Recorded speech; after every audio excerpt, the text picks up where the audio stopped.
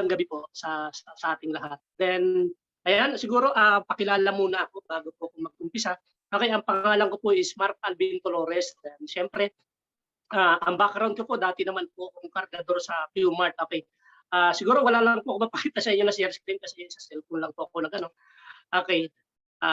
Doon na lang po siguro sa ano, yan magkwento na lang po siguro kung paano ko nag-start dito, paano ko ginawa, paano po yung nangyari sa akin. Para at least magkaroon din po kayo ng idea paano ko po ginawa. Okay. Ayun nga po, sabi ko nga po kanina, dati po akong kargador sa Lipa Q-Mart. Okay, ang trabaho ko po doon, nagbubuhat ng uling, ng saging, ng nyog, yung po yung hanap buhay ko. That time na naimbitahan po ako sa ganitong industry.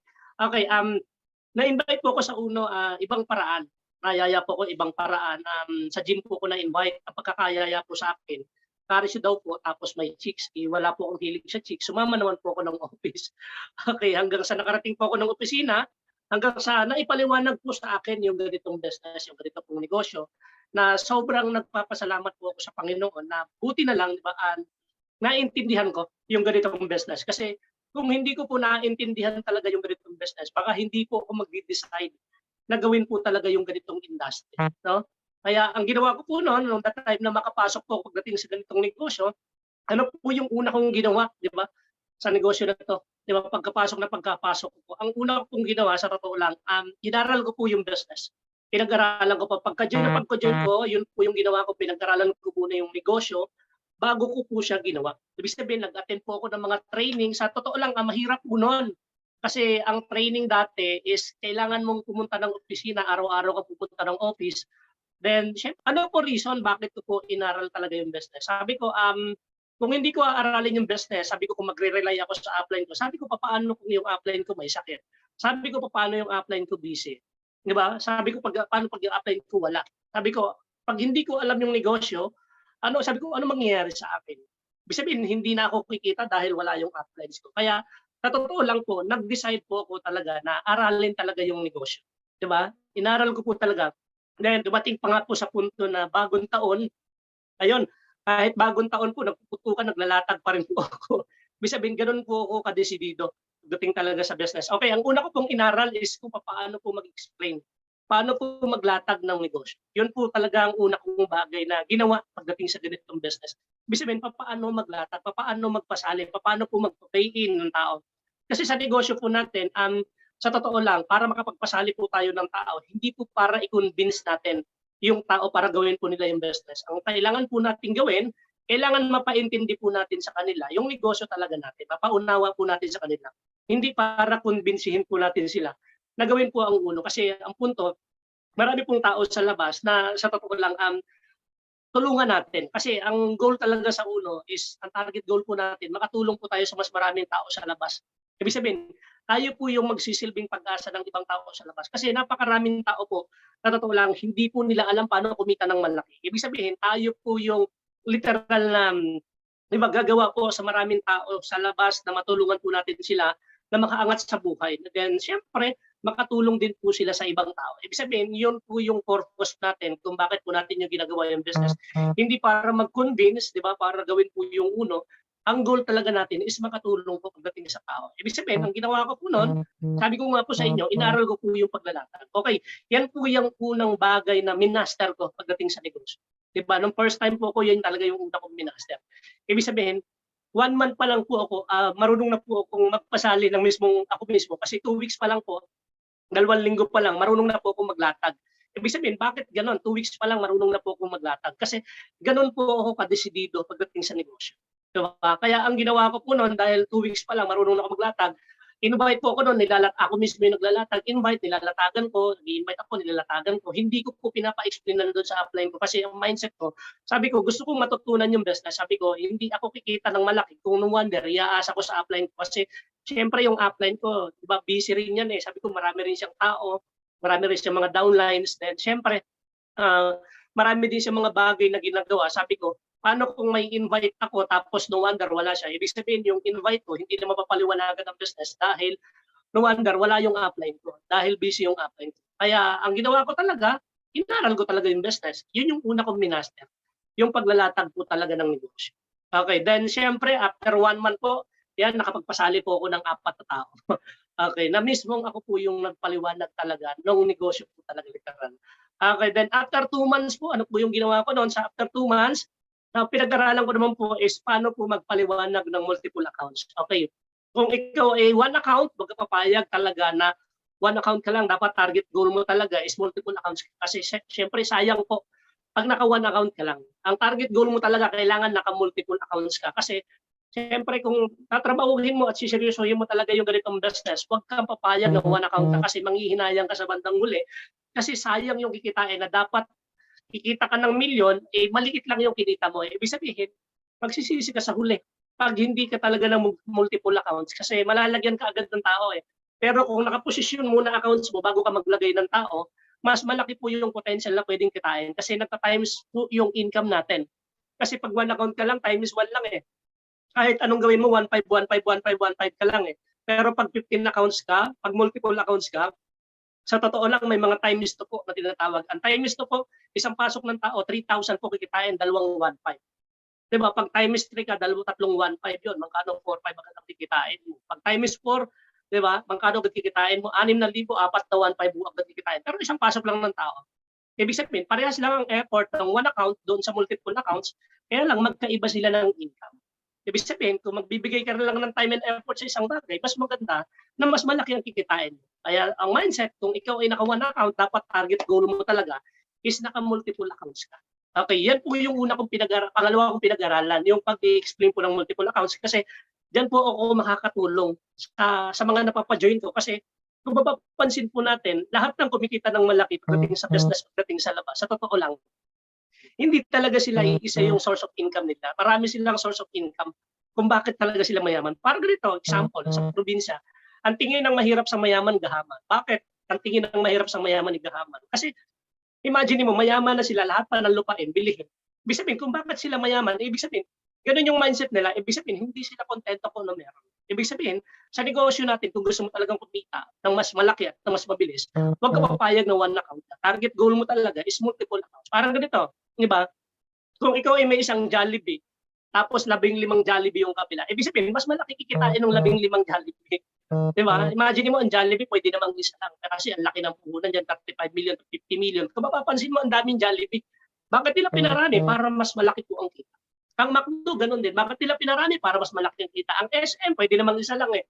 Pero bakit ang dami? Para mas malaki ang kita. Which is ganun po siya. Parang isang taxi, 15 taxi, mas malaki ang kita ng 15 taxi sa isang taxi.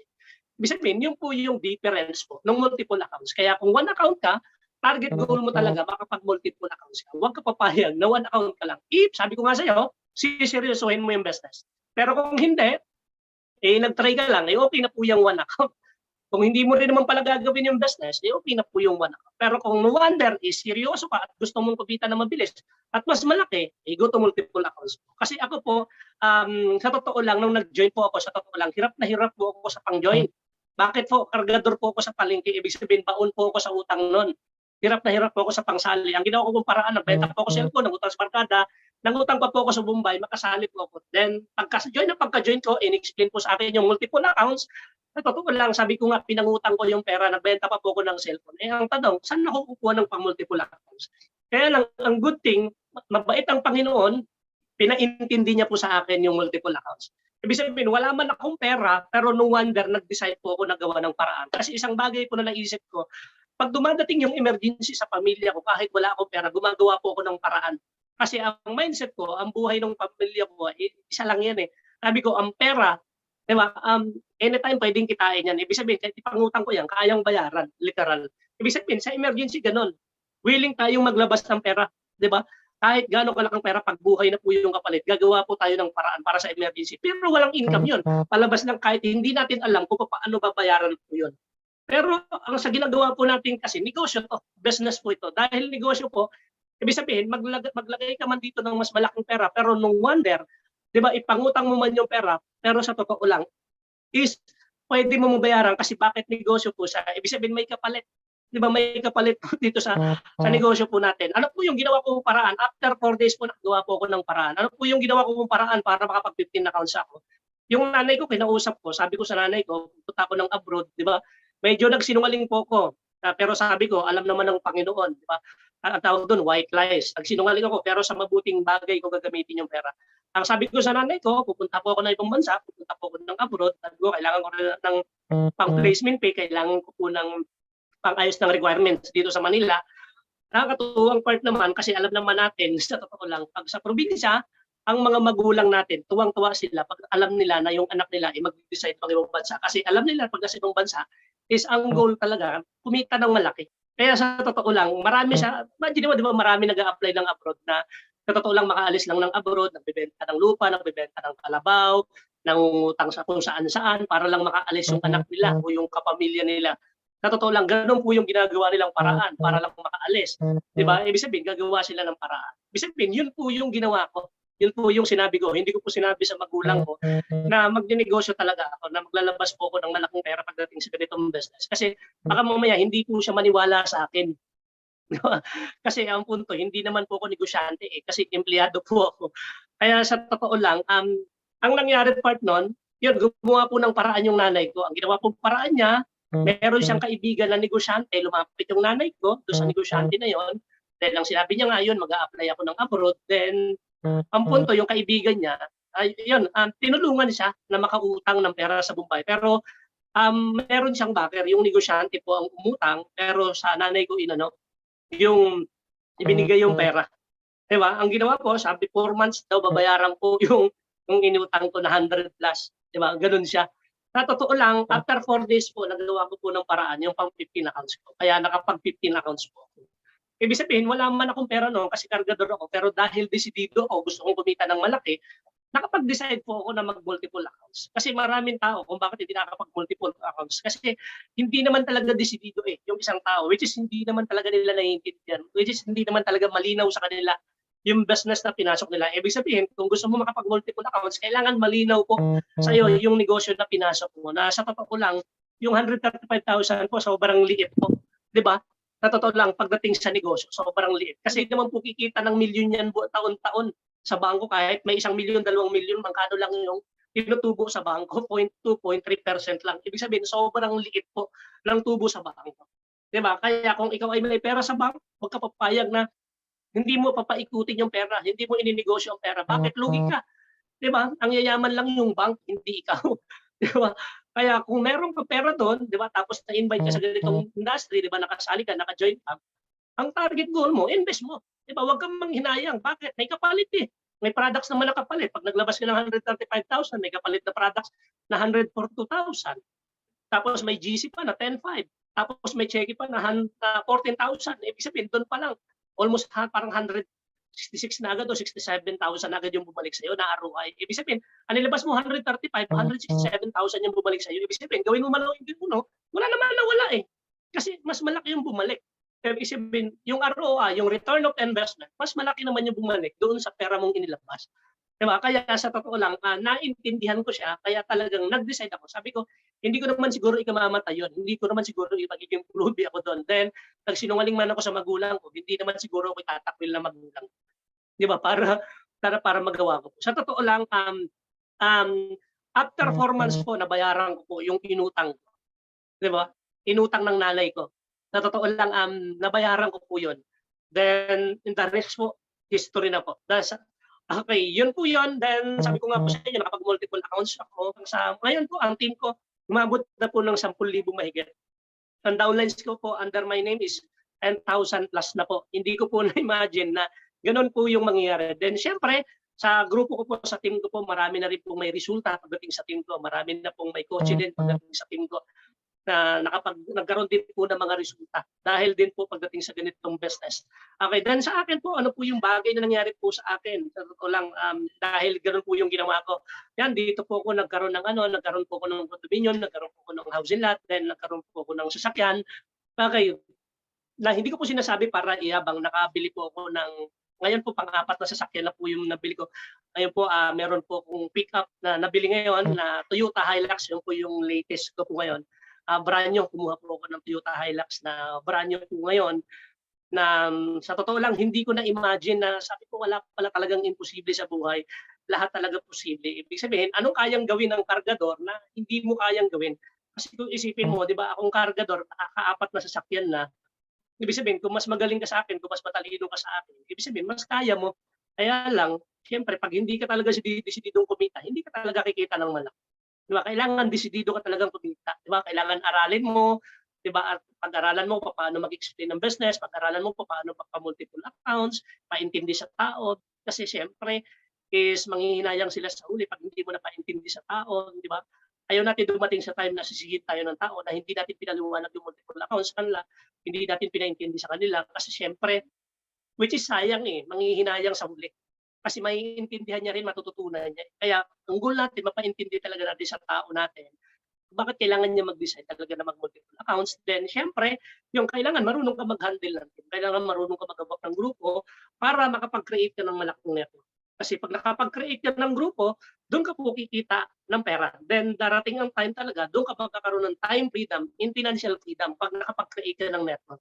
'Di ba? Do'n ka po kikita ng malaki. Then do'n magiging consistent mo yung income mo hanggang natututo hindi na lang ikaw. 'Pag marami nang natututo talaga sa ilalim. Kasi yun po yung bagay na nangyari po sa akin. 'Di ba may mga downlines po ako na sa totoo lang hindi ko na po kinakausap, 'di ba? Pero but still nagpapa-pay in na po sila, nagpapasali na po sila, 'di ba? Na hindi ko po na-imagine na gano'n talaga mangyayari. No wonder talagang as in talagang ginawa ko po lang talaga. 'Di ba? Yung business, yung negosyo talaga. Andun talaga na sineryoso ko talaga. Talagang tinrabaho ko po talaga yung negosyo natin. Okay. Then ano po yung bagay na ano nung una na naintindihan ko po, siguro bigyan ko po kayo ng tatlong idea na naintindihan ko kung bakit ko po sineryoso po talaga yung business. Okay, una po, yung tinatawag na DPSY. Ibig sabihin nung ako po ay pumasok sa ganitong industry, malalim po talaga yung dahilan ko. Okay, bakit po? Ako po ay taga-probinsya po, taga Mindoro po ang probinsya ko. Ang buhay po sa amin sa Mindoro ay maguling. Sa bundok po, nag-aani po ako ng palay, nagtatabas ng mais, mabuti ng punggo, nangingisda po.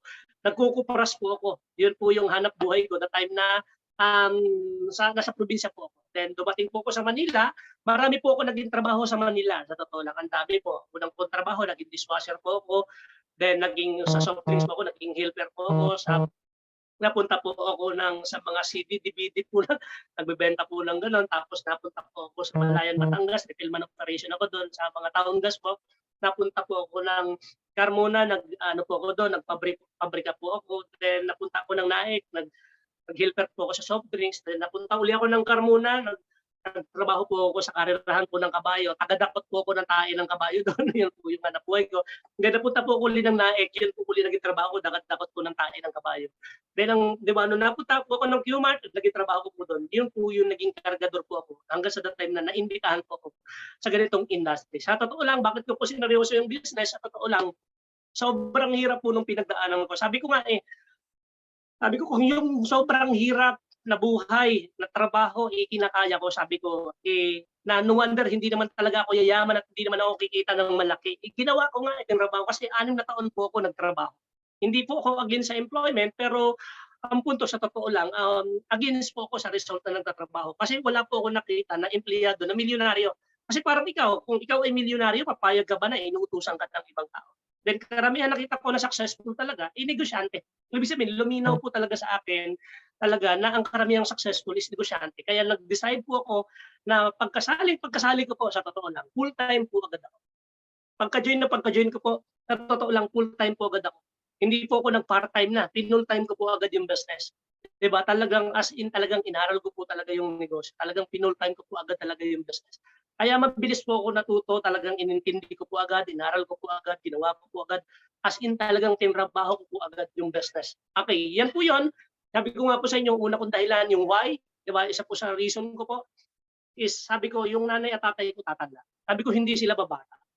Sabi ko paano pag tumanda yung nanay at tatay ko tapos wala akong pera. Sabi ko paano na? Wala naman silang ibang aasahan kundi ako. Kasi bakit ako po yung panganay? Kaya nag-decide po ako na talagang seryosohin ko, trabahuhin ko talaga. Ako po yung panganay. Sabi ko, paano yung mga kapatid ko? Paano kung wala sila? Kaya, tapos wala din ako. Sabi ko, ano mangyayari sa amin? Ibig sabihin, hindi ko hinintay na ma-stress ako. Ibig sabihin, habang malakas pa yung magulang ko, tinrabaho ko na po yung uno. Like katulad po ngayon, yung tatay ko, stroke na. Hindi na po nakakapagtrabaho. Paano kung wala po akong pera? Diba? Ibig sabihin, stress po ako. Kasi panggamot lang ng tatay ko, wala na. Tama po. Buti na lang sabi ko, mabait ang Panginoon. Pinaintindi niya agad sa akin ng maaga. Ibig sabihin, yun po yung why ko. Then, siyempre, isa sa why ko po, Ayan, ayoko pong tumanda na wala po akong pera. Isa po 'yun sa reason. Kasi 'pag tayo po ay tumanda tayo ng walang pera, ang tanong, sino kaya puwedeng mag-alaga po sa atin? Ang hirap, eh. Kaya nga sabi nga ang pagsisisi nasa huli, wala po sa una. Isa po 'yun sa reason. Sabi ko 'pag tumanda ako, wala akong pera, sabi ko sinong ba puwedeng mag-alaga sa akin, 'di ba? Then siyempre, isa po sa reason ko, ayaw ko maranasan ng anak ko yung bagay ko na naranasan kong buhay kasi sobrang hirap. Ako po ay may anak na isa, tapos hiwalay po ako sa asawa. Okey, pero hindi naman po kami kasal. Okey, yun po yun, may anak po ako. Sabi ko ayaw ko maranasan ng anak ko yung bagay na naranasan kong buhay. Ayaw ko ma-experience yan kasi sobrang hirap po nung dinaanan kong buhay. Kaya literal po as in talagang sineryoso ko kasi ayaw ko talaga na ma-experience. Ibig sabihin, buti na lang nag-isip po ako ng advance, 'di ba? Kasi kung hindi ko po inisip 'yon, baka no wonder, baka yung magulang ko nahihirapan ngayon, 'di ba? Wala akong maitulong sa magulang ko. 'Di ba, ultimong panggamot ng magulang ko wala, baka mamaya ultimong pangkain ng magulang ko wala. Kasi bakit? Wala na silang hanapbuhay. 'Di ba, hindi nila kayang gumalaw, eh, ako po yung panganay. Na sabi ko buti na lang, sabi ko sobrang bait ng Panginoon, nung umpisa pa lang pinaintindi niya na agad sa akin. 'Di ba? Kaya yun po, malalim po talaga ang dahilan ko, kung bakit po talaga ginawa yun, talaga yung ganitong business. Kung bakit ko po talaga sineryoso. Kung bakit po talaga tinrabaho talaga. Okay, yun po yun. Yun po yung una kong pinanghawakan, yung deepest why ko pa. 'Di ba? Kung bakit, marami man akong bagay na pinagdaanan, pero but still tumuloy ako pagdating sa ganitong business. Okay, pangalawa, vision po. Okay, nakita ko po ito ng malayo. Hindi ko po ito nakita ng panandalian. Kasi bakit may mga tao po na hindi nagiging successful sa ganitong business? May mga tao kasi na panandalian lang sila may mga tao na 'pag na-reject ayaw na, 'pag na-discourage ayaw na, 'di ba? 'Pag ni-negative siya ng nanay niya ayaw na, 'pag yung kapatid niya di-negative siya ayaw na. Marami pong gano'n. Ibig sabihin ako po nakita ko po siya ng malayo, 'di ba? Sabi ko, kung hindi ko seseryosohin yung negosyo ngayon, sabi ko kung magtatrabaho man ako, sabi ko 5 to 10 years from now, 'pag nagtrabaho ako 5 to 10 years from now, anong assurance sa labas 'pag nagtrabaho ako yayaman? 20 years, sabi ko magtrabaho ako sa labas, anong assurance yayaman ako? 40 years ako magtrabaho, anong assurance na yayaman ako? Sabi ko kahit 60 years ako magtrabaho, anong assurance na yayaman ako? Anong katibayan? Which is wala akong nakita, 'di ba, na assurance na pwede ako yumaman 'pag nagtrabaho ako ng matagal. 'Di ba? Sabi ko, trabahuin ko 'to ng 5 to 10 years, sabi ko, if seryosohin ko 'to, ang karamihang malinaw sa akin ang yumayaman, negosyante. Sabi ko, hindi man ako yumaman ng 1 taon, 2 taon, 3 taon, 4 na taon, 5 taon. Sabi ko, napaka-imposible naman siguro sa 5 taon at 10 taon, hindi ako kikita ng malaki. Bakit? Imagine mo sa araw-araw kong ginagawa yung negosyo, imposible na hindi ako gagaling. Ay ang paggaling ng isang tao is a habit. Yung paulit-ulit niyang ginagawa yung business, yung negosyo. 'Di ba? Ibig sabihin kahit hindi ka pala magaling, pero no wonder dahil araw-araw mong ginagawa, yung routine mo araw-araw, imposibleng hindi ka matututo. Imposible na hindi ka gagaling. Imposible na hindi mo mama-master talaga yung negosyo natin. Kaya ibig sabihin, yun po yung bagay na pinanghawakan ko. Kaya sa totoo lang, inaral ko po yung business, nag-araw-araw po ako, umattend po ako ng trainings. Sa totoo lang, hindi mo na ako kailangang utusan para mag-invite, hindi mo na ako kailangang utusan para mag-attend ng training. Kasi yung merong iba na nag-join sa ganitong business, i-chat mo pa para umattend ng training. Merong iba na i-chat mo pa para lang literal sabihin mo sa kanya na aralin niya yung business. Imagine mo yun, negosyo niya yung pinasok niya, pero kailangan mo pa siyang i-chat. Hindi siya nagkukusa na magtanong na ano yung pwede kong gawin? Saan ako mag-uumpisa? Ano yung uumpisahan ko? 'Di ba? Huwag ka papayag na ang magiging mindset mo, ikaw yung tuturuan. Kailangan ikaw yung nagtatanong.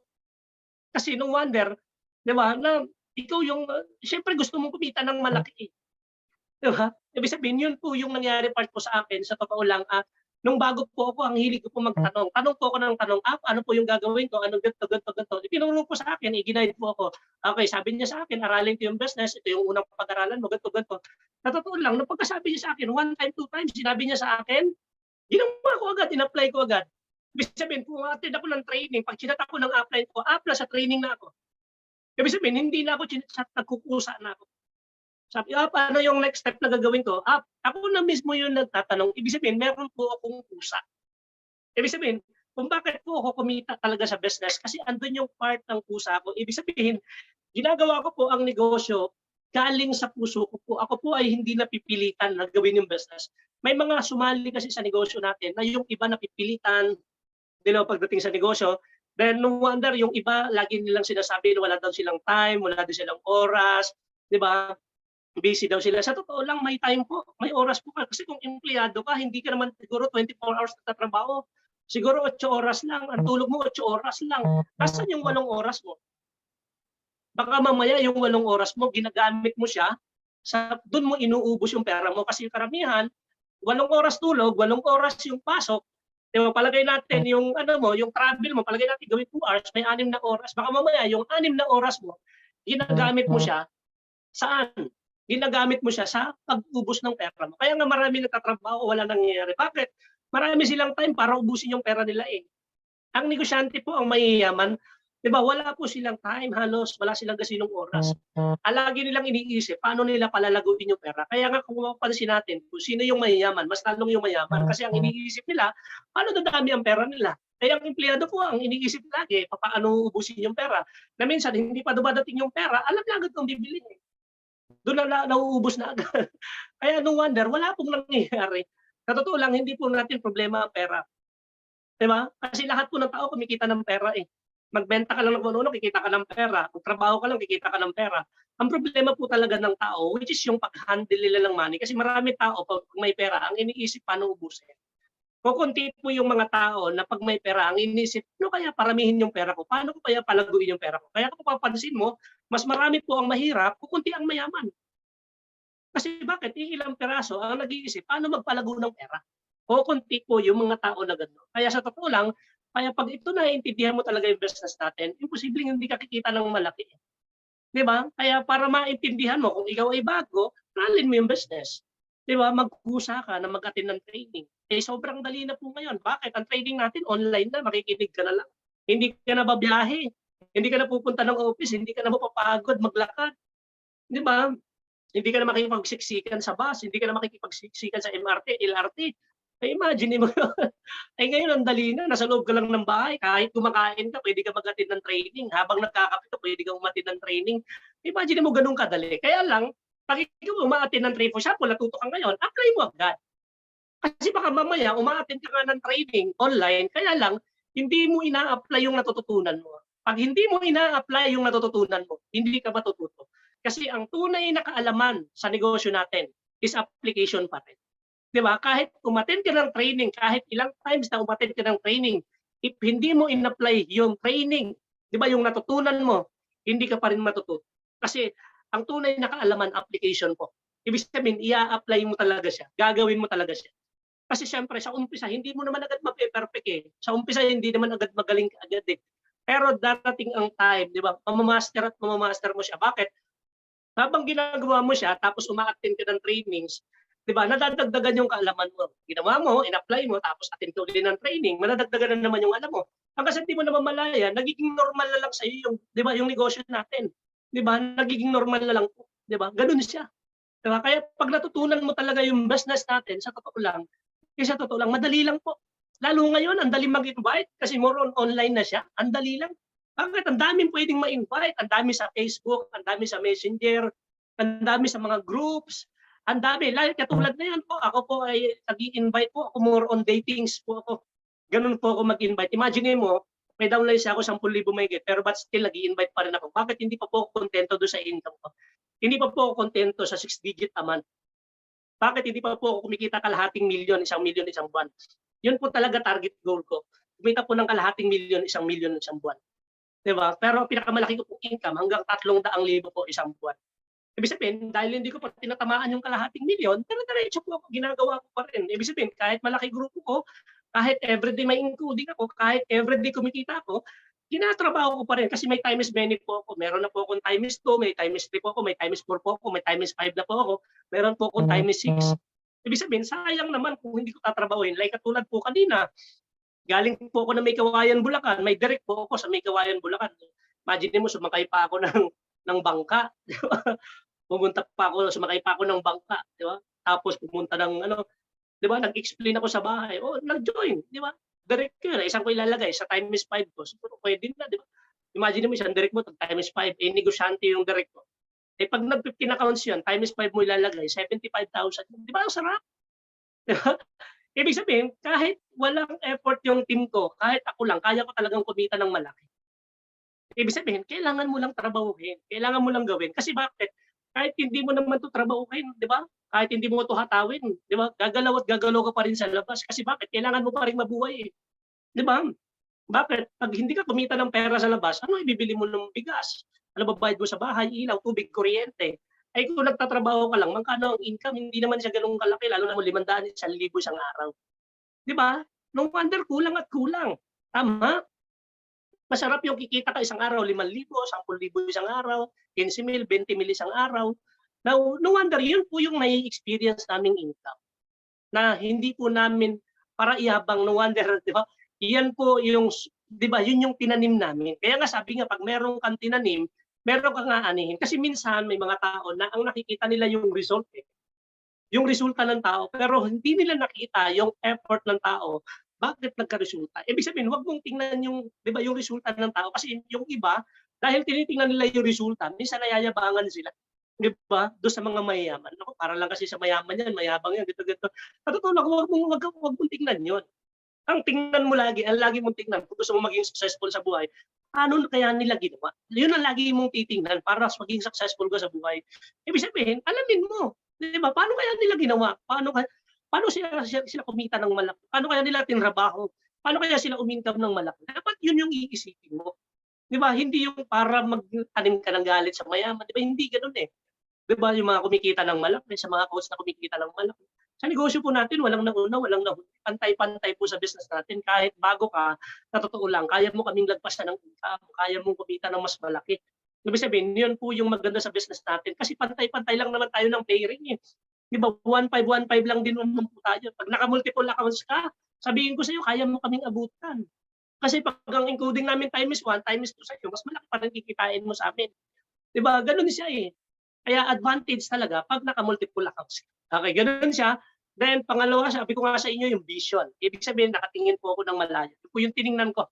Nasabi ko is wala akong nakita na part sa labas, 'di ba? Nasabi ko 10 years, 20 years from now, mayayaman po ako. Kaya nung nakita ko po yung ganitong business, sabi ko, hindi ba sabi ko mahirapan man ako 5 taon, 10 taon, kung yayaman naman ako paghihirapan ko na yan, tatrabahuhin kita. Kasi bakit? Ang pagsisisi po na sa huli wala po sa una. Sayang ang time ko, sayang ang effort ko, sayang yung galing, sayang yung sipag ko kung paghihirap lang din naman pala ako habang buhay.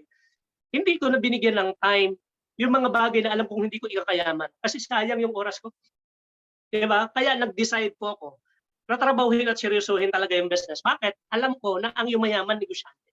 Kailangan maging malinaw sa atin na karamihang yumayaman negosyante. At ang negosyante, sila po yung nagpapalago po ng pera. Sila po yung tao, 'di ba, na pinaparami nila yung pera. Alam natin na 'pag sa trabaho, ang mindset lang gastusin yung pera. Kaya nga mapapansin mo, dami nag-abroad pag-uwi ng Pilipinas mahirap pa din. Bakit? Hindi niya alam paano i-handle yung pera, eh. 'Di ba? Yung iba naman nagbenta ng kung ano-ano, 'di ba? Dahil hindi niya alam 'di ba, paano i-handle ang pera, nauubos na mabilis. Which is gano'n siya. Eh, sa negosyo natin 'pag natuto ka, matututo ka mag-handle ng pera, mapapalago mo yung pera, mailalagay mo sa tama yung pera. Which is gano'n po pagdating sa business natin. Kaya sa totoo lang, sobrang laking tulong po nung negosyo na 'to sa akin. Bakit? Hindi po pera ang binigay sa akin talaga, hindi lang pera. Ang masarap na ibinigay po talaga sa akin ng ganitong business, yung kaalaman po, yung knowledge. Sa totoo lang, yan po yung nagbigay sa akin ng malaking income, yung kaalaman. Kaya kung gusto mong kumita ng malaking pera, don't stop learning. Huwag kang hihintong matuto kasi yung iba, 'di ba, one week pa lang tinatamad ng mag-aral. Baka yung iba 2 weeks pa lang tinatamad na mag-aral. 'Di ba, yung iba 1 month pa lang, sasabihin nila, paulit-ulit naman 'yan, eh. Ano ka ba? Eh, kung hindi mo pa mamaya hindi mo pa nagagawa yung business natin, baka mamaya 6 months ka na, di ka pa marunong maglatag. Mamaya 1 year ka na, di ka pa marunong maglatag. Mag-explain ng negosyo natin. Baka nga hindi ka pa nakakapagpasali. Di ba? Baka mamaya hindi mo pa kaya mag-explain ng multiple accounts. Baka mamaya hindi ka marunong mag-handle ng grupo. Kailangan pag-aralan mo siya kung gusto mo talagang kumita ng malaki. Di ba? Ganun siya pagdating sa business po natin. Di ba? Kaya kung gusto mo talagang kumita ng malaki, aralin. Gawin mo. I-apply mo talaga literal. Okay, yun po yun. Pangalawa, vision. Pangatlo po, yung tinatawag na discouragement.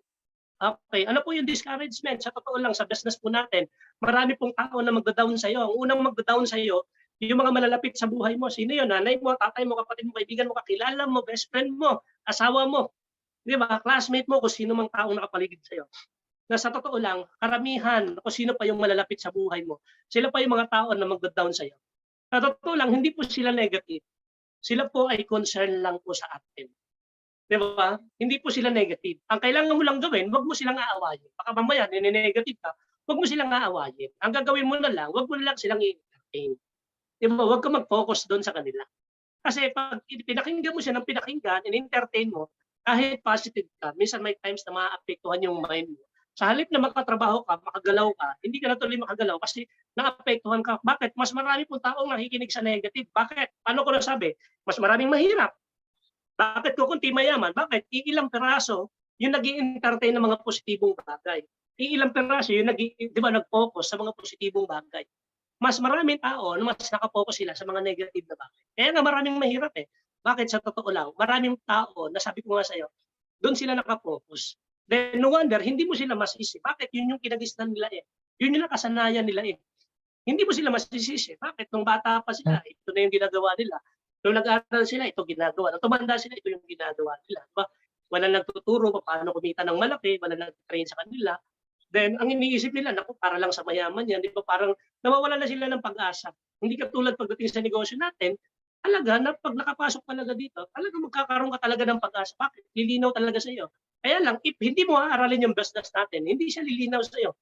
Baka lalo ka lang maguluhan, malabo lang lalo sa iyo.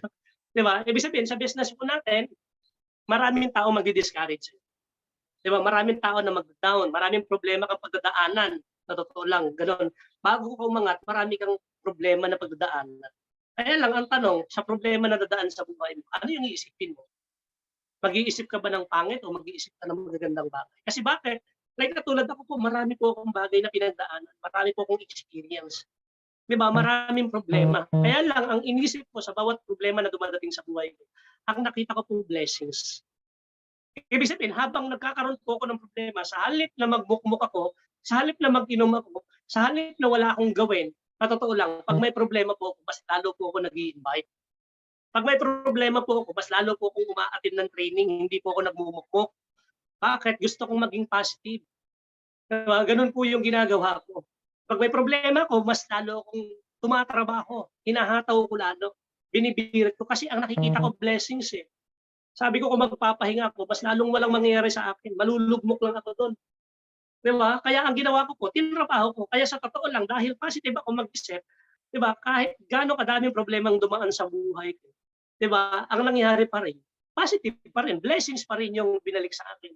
Diba? Ang ginagawa ko lang, pinag-pray ko sa Panginoon, nilalapit ko sa Kanya. Then, no wonder, surrender ko sa Panginoon. Sa totoo lang, di ba? Ganun ang ginagawa ko. Sa lahat ng problema ko, sinusurrender ko lang sa Kanya. Di ba? Lahat ng bagay na ginagawa ko, surrender ko lang sa Kanya. Ganun po yung ginagawa ko. Kaya sa totoo lang, di ba? Kahit marami man akong pinagdaanan, di ba? Blessings pa rin yung naging kapalit. Bakit? Positive po yung inisip ko. Ang mindset ko noon, sabi ko, hindi ito ipaparana sa akin ng Panginoon kung hindi ko kaya. Kaya pinaparana sa akin ng Panginoon yung mga bagay na ito. Kasi bakit? Para dumating sa time na pag naging successful ako, ma-appreciate ko yung mga bagay na meron ako. Bakit? Alam ko yung hirap at sakripisyo. Alam ko yung pagsubok na pinagdaanan. Kasi ang punto, kung wala kang pagdadaanan tapos naging successful ka, ano magiging kwento mo? Wala kang makikitang mayaman ang kinikwento nila. Diba? Yumaman ako bigla. Wala namang ganun eh. Diba? Walang instant. Walang shortcut. Walang nagtayo na sari-sari store kinabukasan. Lahat po ng bagay may proseso. Sabihin, kung gusto mong kumita ng malaki, aralin mo yung business. Diba? Aralin mo siya. Gawin mo. I-apply mo siya. Ganun siya. Okay. Bigyan ko po kayo ng 4 na paraan para umasenso yung isang tao. Una, para umasenso po yung isang tao. Unang requirements po. Para umasenso yung isang tao. Una po, faith. Which is paniniwala. Kung gusto mo talagang yumaman, kailangan mong i-convince yung sarili mo na yayaman ka. Alam mo bakit may mga tao po na hindi yumayaman? Mismong sarili niya, pinagdududahan niya. Mismong sarili niya, hindi siya naniniwalang yayaman siya. Pero to lang, paano ka yayaman? Mismong sarili mo, hindi mo kayang convince. Paano pa ibang tao maniniwala sa'yo kung mismong sarili mo, hindi mo kayang paniwalaan na yayaman? Tama? Okay, kailangan mong maniwala. Kailangan mong i-convince yung sarili mo. Hindi mo kailangan i-convince ng ibang tao para yumaman ka. Ikaw mismo yung mag-convince ng sarili mo. Di ba? Ibig sabihin, yun po yung unang paraan para umasenso yung isang tao. Kailangan mong paniwalaan ng sarili. Ang tanong, yayaman ka na ba pag naniniwala? Hindi pa po. Pangalawa, para yumaman ng isang tao, idea. Kailangan meron kang alam paano yumaman. Kailangan malinaw sa'yo, malinaw sa'yo na ang pagyaman po nasa business. Bakit? Alam naman po natin na karamihang mayaman nasa business po. Alam po natin yun. Na karamihang milyonaryo at bilyonaryo, negosyante po yan. Alam po natin yun. Sa totoo lang. Kaya lang, maraming tao, hindi po kinakarar yung business. Kaya nga maraming mahirap. Pag nahirapan sila, ayaw na. Diba? Gumi-give up na. Naghahanap ng madali. Wala pong madali. Kung madali pong yumaman, lahat po ng tao mayaman na. Pero lagi po natin tandaan, diba? Meron pong yumaman. Ibig sabihin, may nakadaan, may nakarating doon. Ibig sabihin, may chance tayo. Lahat po ng tao may chance para yumaman. Diba? Ibig sabihin, kailangan maging malinaw po sa iyo yun. Yung idea na kailangan malinaw sa iyo na para yumaman, magninegosyo ka. Diba? Kasi kung magtatrabaho ka habang buhay, okay naman yan. Kaya lang, wala po ako nakilala na empleyado milyonaryo. Kasi kung ikaw milyonaryo, papayag ka ba inutusan ka na ibang tao? Hindi naman eh. Kasi milyonaryo ka. Ang goal mo talaga, mag-business ka talaga. Kailangan maging malinaw sa iyo na nasa business talaga ang pera. Ang tanong, yayaman ka na ba doon? Diba? Naniniwala ka, yayaman ka. Diba? Tapos, may idea ka na nasa business na ang pera. Tanong, yayaman ka na ba doon sa dalawa na yun? Hindi pa po. Pangatlo po, para yumaman na isang tao, kailangan po ng action. Kasi kahit naniniwala ka, yayaman ka, at kahit alam mo na nasa business ang pagyaman, hindi mo gagawin, hindi ka po yayaman. Kaya nga sabi ni Lord, nasa Diyos yung awa, nasa tao po gawa. Kasi maraming tao puro awa, wala naman talaga silang ginagawa. Diba? May nakita ka ba yumaman na tulog lang? Wala pong gano'n. Ibig sabihin, ang pag-asenso, kailangan mo pong trabahuhin. Sabi nga kung yung negosyo ng boss mo, tinatrabaho mo, na ang yumayaman boss mo bakit yung sarili mong business, ayaw mong seryosohin, ayaw mong trabahuhin? Then sasabihin mo, wala kang time, wala kang oras, pagod na kasi ako, yung may anak kasi ako. Ang daming reason ang daming dahilan. Tanong, paano kayo yaman? Di ba? Ibig sabihin, kung gusto mong kumita ng malaki, trabahuhin mo, walang reason, walang dahilan. Kailangan ganun siya. Okay, ang tanong, yayaman ka na ba doon? Tatlo na yun. Paniniwala, idea, tapos action. Hindi ba po? Ang apat po, result. Lagi po natin tandaan, kung ano yung bagay na ginawa mo, yun yung bagay na mangyayari sa buhay. Ibig sabihin, pag wala kang ginawa, walang mangyayari. Kasi maraming tao gustong yumaman, pero wala naman talaga silang ginagawa. Ibig sabihin, pag wala ka talagang ginawa, wala mangyayari. Yung gusto mo talaga yumaman, kailangan meron kang ginawa. Kasi nakabase doon sa ginawa mo yung resulta. Parang ganito, di ba? Lagi mo sasabihin sa upline mo, pandami ko nang in-invite, bakit ko lang sumali? Ang tanong, ilan na ba in-invite mo? Baka mamaya in-invite mo, di ba? Nakalima ka lang, nakasampu ka, suko ka na, give up ka na. Baka 20 pa lang na-invite mo, give up ka na. Baka nga 30 lang na-invite mo, give up ka na. 50 pa lang na-invite mo, give up ka na. Paano kaya yaman? 100 pa lang nakausap mo, give up ka na. 1,000 pa lang nakausap mo, give up ka na. Ako po, nag-start, sa totoo lang, ang kinakausap ko everyday, umaabot po ng 100 katao, araw-araw. Ang kinakausap ko, ang nalalatagan po doon, 3 hanggang 7. Isang araw po ang nalalatagan ko, napapaliwanagan. Pero ang kinakausap ko, kasi kahit libo-libo ang kinakausap ko, pag walang nakaalam ng business mo, walang sasali. Wala pong mag-join. Kailangan meron at meron talagang, di ba? Ma-explainan ka, mapaliwanagan. Kasi ito lang, ang dali po Bakit? Ang dami sa Facebook. Anong gagawin mo? O, tawag ka ng tawag. O, kumusta? Hi, hello. Taga saan ka? Anong trabaho mo? Ganun lang. Di ba? Ganun ang mindset mo. Tapos, pag anong ginagawa mo? Ganito, wala naman. Tawag ka siya, tawagan mo siya. O doon, kumusta? Usapan na kayo. Then, offer mo sa kanya yung business. Ay, sa totoo lang, nag-negosyo ko. Ganito. Pag ayaw, di next. Ganun lang naman siya Samuel join, Samuel not. So what? Next. Next ka lang ng next. Kung ayaw, next. Ayaw, next. Meron at merong uubo. Diba? Ganun siya. Ganun po yung pagkausap. Which is a numbers game. Kasi baka mamaya, gusto mo magkaroon ng invite, ang kinausap mo, isang araw, 1, 2, 3.